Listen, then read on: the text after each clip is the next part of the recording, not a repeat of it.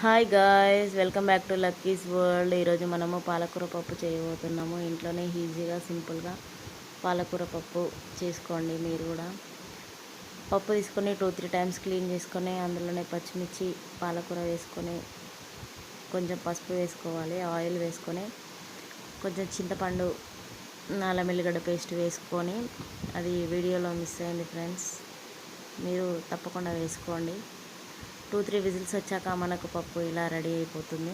Next తిరగమూత వేసుకోవడమే friends. ఒక బాండి పెట్టుకొని అందులో 2 స్పూన్స్ ఆయిల్ వేసుకోవాలి.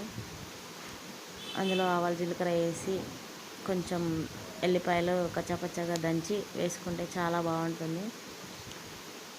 నెక్స్ట్ ఎండుమిర్చి వేసుకోవాలి. కరివేపాకు కూడా వేసుకొని ఇలా మంచిగా వేగిన తర్వాత మనం రెడీ అయిన పప్పు అందులో వేసేసుకోవాలి.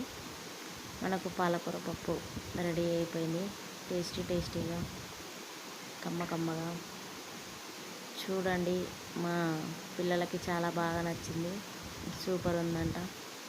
Please subscribe.